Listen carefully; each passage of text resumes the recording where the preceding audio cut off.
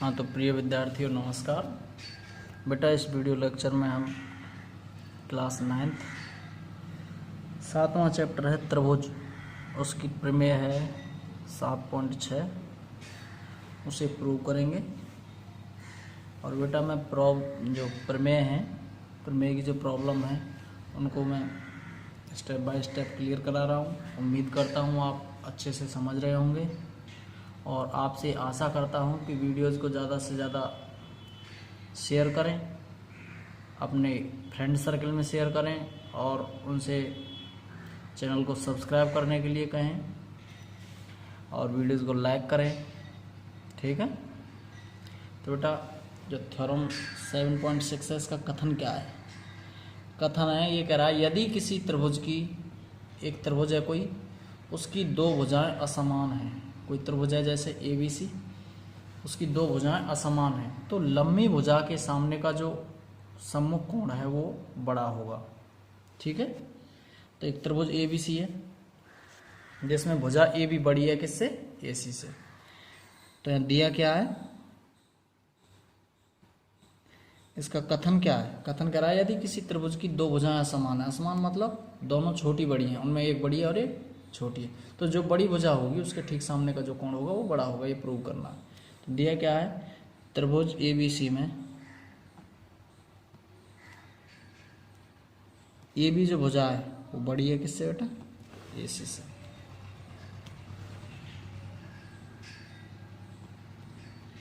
सिद्ध करना है या टू प्रूव दैट, सिद्ध करना है जो बड़ी भुजा कौन सी है बेटा? ABC, सॉरी AB है भुजा, इसके ठीक सामने कौन? C हो जाएगा। AB के ठीक सामने कौन? C हो जाएगा।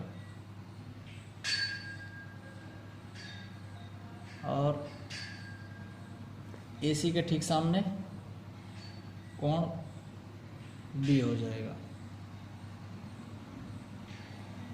तो इसमें बड़ा कोण कौन सा होगा ये सिद्ध करना है। तो भुजा कौन सी है बेटा? AB है बड़ी, और छोटी भुजा कौन सी? AC। तो बड़ी भुजा AB है, इसके ठीक सामने कोण C, तो कोण कौन सा बड़ा होगा? कोण ACB बड़ा होगा किससे? कोण ABC से। अब इसमें हमने रचना की, क्या रचना की?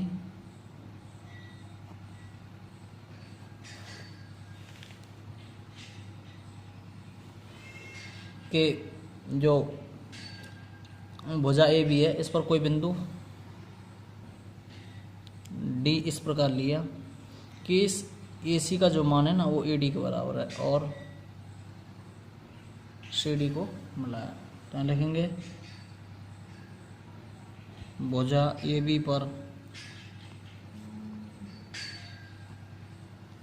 भुजा AB पर बिंदु D इस प्रकार लिया कि AD बराबर AC, मतलब D पॉइंट इस हिसाब से निश्चित किया हमने कि AD की जो लंबाई है वो AC के बराबर हो जाए। अब उपपत्ति,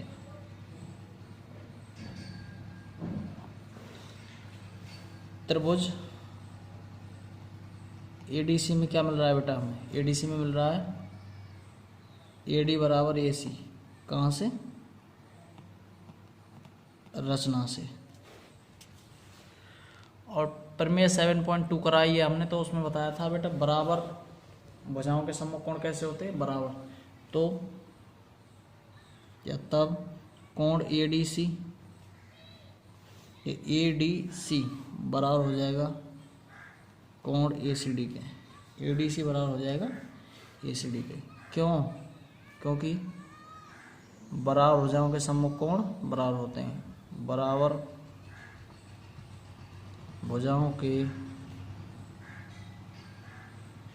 सम्मुख कोण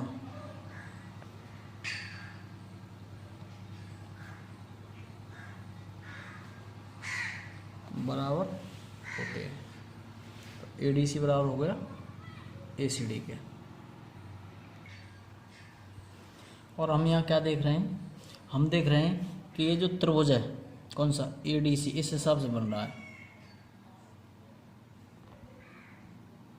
ADC। तो बेटा ये इसका, या सॉरी BDC के लिए, सॉरी गलत बोल गया मैं, त्रिभुज BDC के लिए लूँगा ये BDC, और ये एक्सटीरियर एंगल हो जाएगा, मतलब बाह्य कोण हो जाएगा। इस बाह्य कोण का मान, कौन सा वाला बाह्य कोण का मान, ADC का मान देखना, यहाँ बाह्य कोण कौन सा है बेटा, ADC, बाह्य कोण ADC बड़ा आएगा कौन से, कोण ABC से, क्योंकि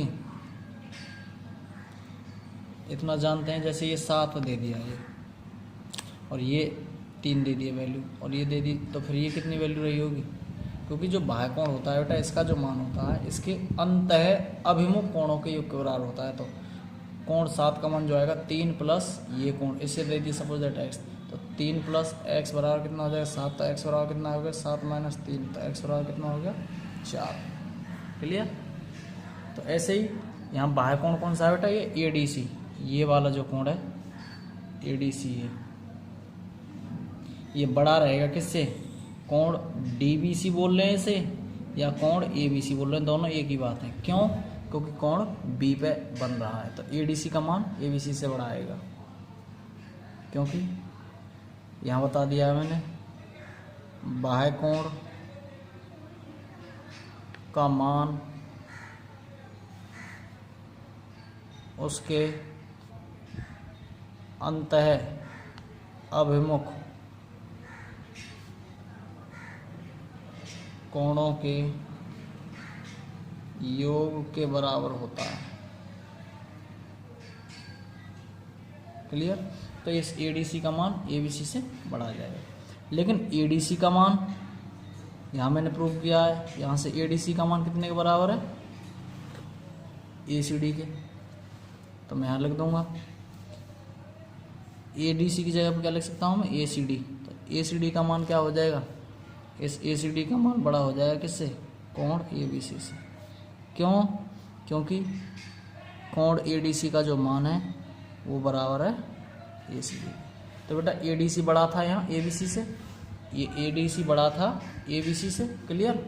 तो ADC की जगह पर हमने क्या लिख दिया, ACD, यहाँ प्रूव किया हमने। और ACD देखना, इस ACD का मान, इस अकेले ACD का मान, इस अकेले ACD का मान इस कोण से बड़ा आ रहा है। ध्यान से सुनना, इस ACD का मान इस कोण से बड़ा आ रहा है, तो इसके संपूर्ण का पार्ट ले लूँ मैं, अगर ये ले लूँ ABC, तो ये तो ऑटोमेटिक इससे बड़ा हो जाएगा। तो यहाँ लिख दूँ मैं, कोण ACB बड़ा हो जाएगा किससे, ABC से। क्यों, क्योंकि संपूर्ण अपने कुछ भाग से या अंश से बड़ा होता है। तो संपूर्ण कौन सा लिया है मैंने, ACB, और हिस्सा कौन सा था इसका, ACD। तो ACD जब इससे बड़ा आ रहा है तो ACB तो ऑटोमेटिक बड़ा आएगा, तो ACB बड़ा हो जाएगा ABC से। यही हमें सिद्ध करना था। उम्मीद करता हूँ आपकी समझ में ये वीडियो आ गई होगी, थ्योरम समझ में आ गई होगी। तो वीडियोज़ को ज़्यादा से ज़्यादा शेयर ज़रूर किया करें, जिससे पॉजिटिव मोटिवेशन मिले। और चैनल पर नए हों तो सब्सक्राइब ज़रूर कर लें और वीडियोज़ को लाइक किया करें। ठीक है, धन्यवाद।